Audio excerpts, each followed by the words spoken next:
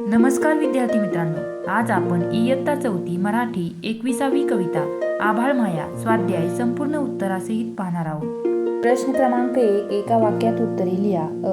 पावसाचे ढग होऊन कोठे कोसळावे असे कवीला वाटते। उत्तर, पावसाचे ढग होऊन डोंगरात, दरीत व शेतात कोसळावे असे कवीला वाटते।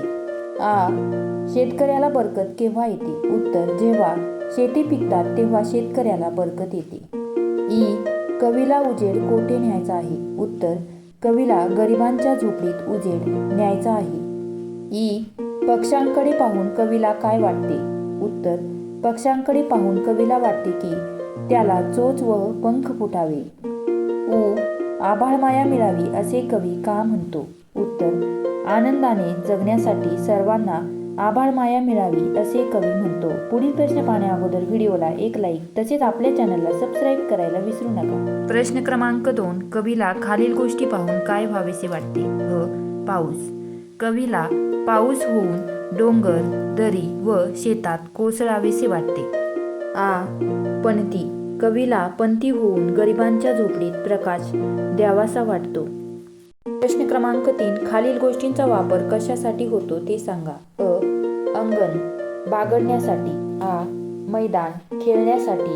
ई, शेत, धान्य पिकवण्यासाठी। ई, फुले, सुवास घेण्यासाठी। उ, दिवा, उजेड करण्यासाठी। अशा रीतीने या गोष्टींचा उपयोग केला जातो।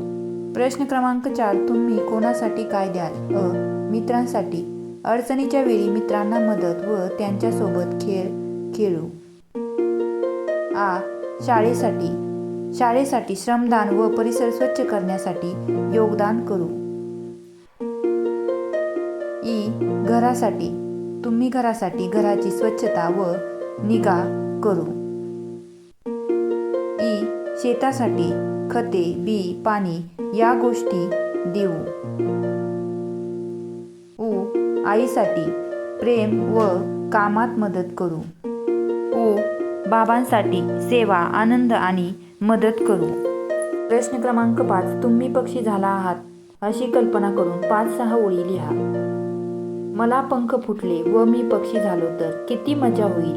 मी उडत उडत डोंगरावर जाईल, आकाशात मुक्त संचार करेन, झाडावरची मधुर फळे खाईन, इतर पक्ष्यांशी मैत्री करून त्यांच्याशी गप्पा मारेन, पक्ष्यांची भाषा शिकेल व ती भाषा माणसांनाही शिकवीन। अशा रीतीने विद्यार्थी मित्रांनो, आपला स्वाध्याय इथेच संपला। भेटूया अशाच नवनवीन व्हिडिओमध्ये। तोपर्यंत लाईक, शेअर, सबस्क्राईब करायला विसरू नका। धन्यवाद।